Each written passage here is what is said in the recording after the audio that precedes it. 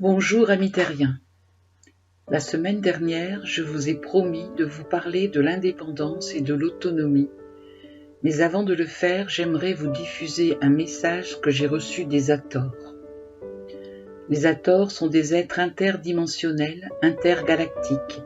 Ils sont reliés à l'Égypte ancienne à travers les temples de la déesse Hathor, ainsi que d'autres cultures de la préhistoire.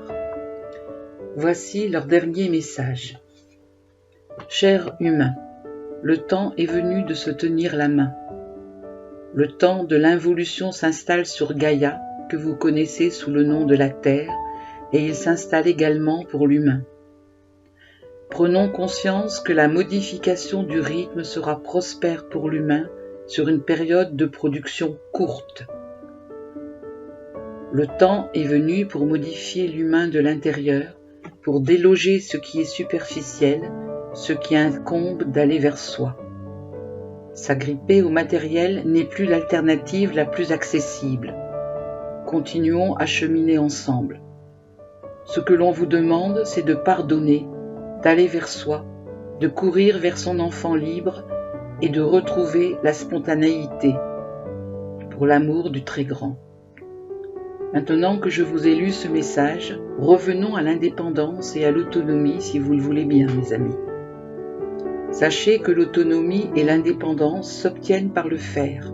Autrement dit, si un enfant ne fait pas et que ses parents font à sa place, l'enfant a beau avoir quitté leur maison, il est toujours dans la dépendance.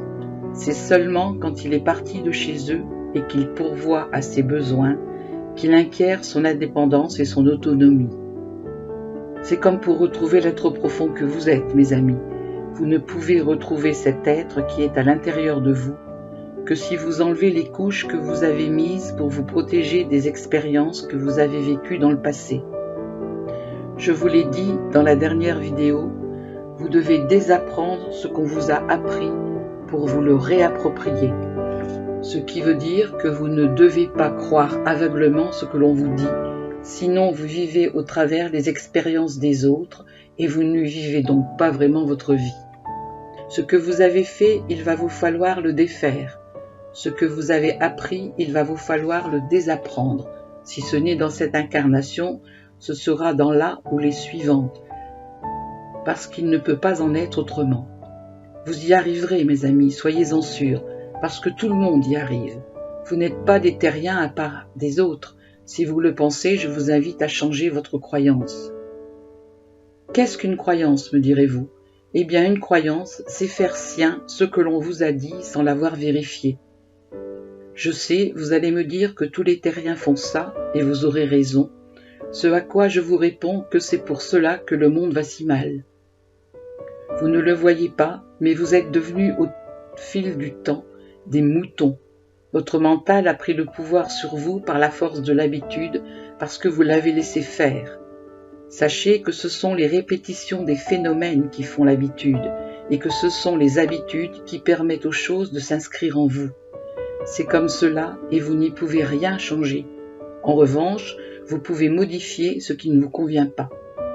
Je vous l'ai déjà dit, votre mental a sa place en vous, mais il n'est pas plus important que le ressenti dans la création. Ce sont là des croyances que vous avez faites vôtres et il convient de leur accorder seulement l'importance qu'elles ont. Toute croyance demande à être vérifiée, je vous l'ai dit aussi. Mais au fait, vous ne le savez peut-être pas, mais la planète Mercure d'où je viens est la plus proche du Soleil, ce qui revient à dire que nous appartenons au même système solaire. Sachez que les êtres que vous appelez extraterrestres existent sur la Terre depuis très longtemps, mais ils ne sont pas tous les personnes abominables que vous dépeignez souvent dans vos films. Ceux qui le sont, parce qu'il y en a, sont des êtres qui ont le niveau de conscience de la majorité des terriens. Les autres sont pacifiques et ils sont tous venus après la fameuse chute à la demande des grands êtres quand la Terre a été en danger. Vous l'ignorez sans doute, mais c'est la conscience insuffisamment développée des êtres et la peur qui en découle qui crée les comportements disharmonieux sur la Terre. Lorsque la conscience de la majorité des terriens et des êtres venus d'autres planètes ou d'autres systèmes solaires sera plus développée, Ces comportements n'existeront plus, je vous l'assure. Sachez, mes amis, que la Terre fait partie intégrante de l'univers. Elle y a sa place, et sans elle, cet univers ne serait pas équilibré.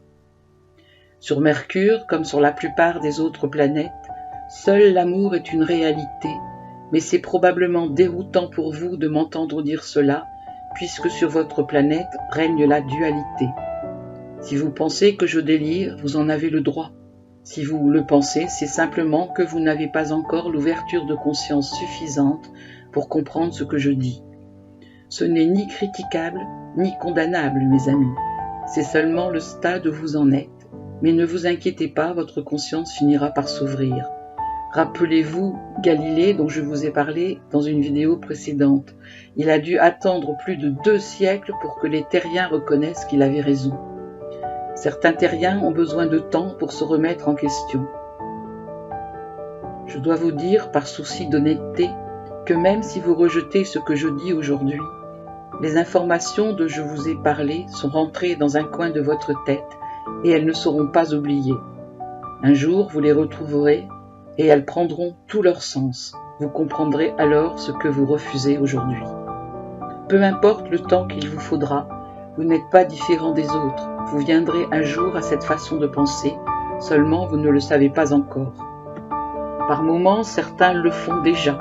Ils ont des éclairs de lucidité, mais ceci ne dure pas.